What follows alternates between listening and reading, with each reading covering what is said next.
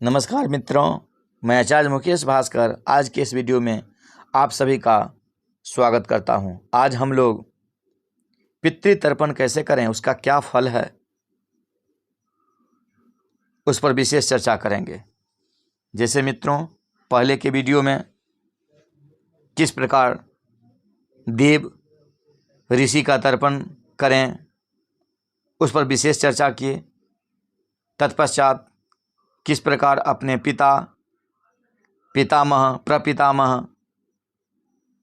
माता, मातामही, प्रपितामही, उनका तर्पण करें, जल दें। और कैसे पुरुष में तस्मै स्वधा और स्त्री पक्ष में तस्य स्वधा का प्रयोग करें, इस पर चर्चा किए।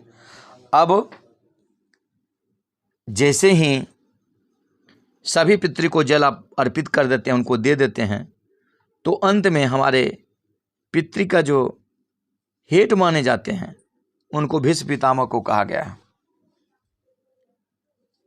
इस संसार में, इस पृथ्वी पर सबसे ज़्यादा दिन तक जीवित रहने वाले जो पितृ में हैं वो भीष्म पितामह हैं। तो भीष्म पितामह को अर्घ्य दें। उनका मंत्र है भीष्मः शांत नभो वीरः सत्यवादी जितेंद्रियः। इस मंत्र का प्रयोग करें और इनको करने के बाद पुनः पूर्व दिशा में हो जाएं और पुनः देवताओं को अर्घ्य दें। कुश के अग्रभाग से ही ओम ब्रह्मणे नमः, ओम विष्णवे नमः, ओम रुद्राय नमः, ओम सूर्याय नमः। इस प्रकार सभी को, अग्नि को, पृथ्वी को, औषधि को और मित्राय नमः, अदेभ्यो नमः, वरुणाय नमः, सभी को अर्घ्य दें। अर्घ्य देने के उपरांत जो है अंत में सूर्य को अर्घ्य दें। सूर्य को अर्घ्य देने के बाद, सूर्य के अर्घ्य में कई मंत्र होते हैं, लेकिन सबसे उत्तम मंत्र जो हैं ओम नमो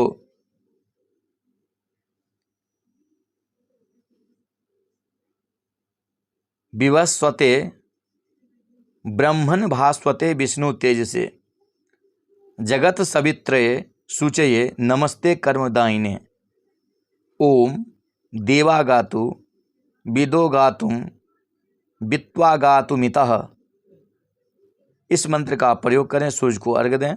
सूर्य को अर्घ्य देने के बाद अपने हाथ में जो सफ़ेद फूल बचा हुआ है उस सफ़ेद फूल को हाथ में रख लें और पुनः जो है पितृरूपी जनार्दन प्रियंताम कह के सूर्य को अर्घ्य दें, यानी फूल को चढ़ा दें, उसी गमला में डाल दें। फिर क्षमा प्रार्थना करें और प्रार्थना करें, बोलें ओम प्रमादात् कुर्वन्ताम कर्म रक्षवेता धरे धरे खुजत अस्मरणादेव तद विष्णु संपूर्णम अस्यादिति श्रुति। ओम विष्णवे नमः, ओम विष्णवे नमः, ओम विष्णवे नमः। पुनः फूल को उस गमला में डाल दें, उस जल को आँख से लगा लें, प्रणाम करें, परिवार के सभी लोगों को ये करवावें और इस जल को शुद्ध जगह पर रखें। यदि फूल का गमला वगैरह हो तो उसमें आप डाल सकते हैं। तत्पश्चात नदी में, गंगा जल में, झरना में, शुद्ध जगह, शुद्ध स्थान पर इस जल को डालें और फिर आपके जो पितृ हैं, आपके पिताजी, आपके माताजी को जो पसंद, जो वस्तु है भोजन आदि, उसी को अपने घर में भोजन का प्रयोग करें। ब्राह्मण को भोजन करवाएं। सर्वोत्तम तो एक ब्राह्मण को कहा गया है, लेकिन एक ब्राह्मण हो, 5 ब्राह्मण हो, 11 ब्राह्मण हो, 21 ब्राह्मण हो, सामर्थ्य के हिसाब से आप भोजन करवावें। भोजन के बाद दक्षिणा जरूर दें। तत्पश्चात कभी भी ब्राह्मणों को भोजन के समय में पहले नहीं बोलें जो भोजन कैसा बना हुआ है, नमक कैसा है। जब भोजन करके तृप्त हो जाएं तभी उनको जो है इसके बारे में पूछें। दूसरी बात, ब्राह्मणों को भोजन जब भी करवाएं तो गर्म भोजन होना चाहिए। ठंडा भोजन को पितृ ग्रहण नहीं करते हैं। ब्राह्मण देवता को प्रार्थना करें और ब्राह्मण भोजन से पूर्व गौ के लिए, कौवे के लिए, श्वान कुत्ता के लिए, नदी में प्रवाह करने के लिए ये सारे के लिए भी आप भोजन निकाल सकते हैं। भोजन निकाल के ब्राह्मणों को भोजन करवावें, तत्पश्चात अपने परिवार के सारे लोग भोजन को ग्रहण करें। लेकिन ध्यान रखें, ब्राह्मण भोजन से भी पूर्व आप अपने पितृ के लिए भी भोजन निकालें। एक प्लेट में जो थोड़ा सा अंश दे करके उनको भी भोग लगाएं। और जब हम लोग वर्ष में यत्र तत्र यदि नाम नहीं लेते हैं, उनको स्मरण नहीं करते हैं, तो हमें पितृदोष लगता है। हमारे शास्त्रों में कहा गया है, पिता के धन को यदि पुत्र सुखभोग कर रहा है, उसके भूमि का, उसके गृह का, उसके वाहन का, उसका ऐश्वर्य का, और यदि उनका जो है जयंती के अवसर पर अथवा पितृपक्ष में जब तिथि आता है उसके अवसर पर में यदि स्मरण नहीं करते हैं, उनको जल नहीं देते हैं, ब्राह्मणों को भोजनादि उनके निमित्त से नहीं करवाते हैं, तो पितृदोष लगता है। ऐसे परिवार में नाना प्रकार के परेशानी, पीड़ा, नाना प्रकार के व्याधि आदि का प्रभाव रहता है। आपस में प्रेमात्मक में कमी होती है। निश्चित तौर पर यह उत्तम और सर्वोत्तम है।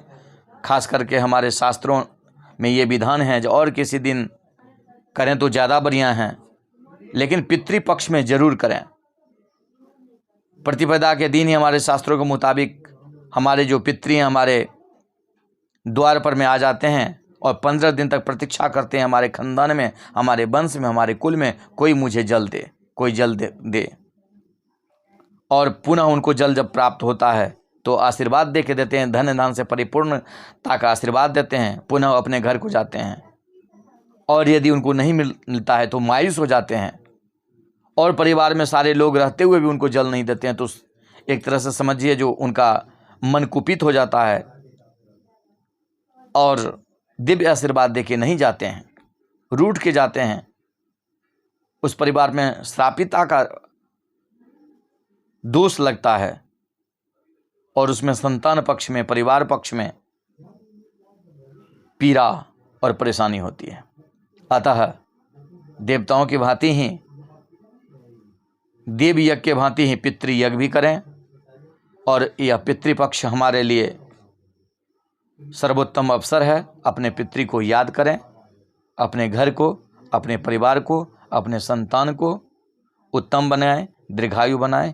इसी सब के साथ मेरा यह वीडियो आपको कैसा लगा कमेंट्स में ज़रूर बताएं।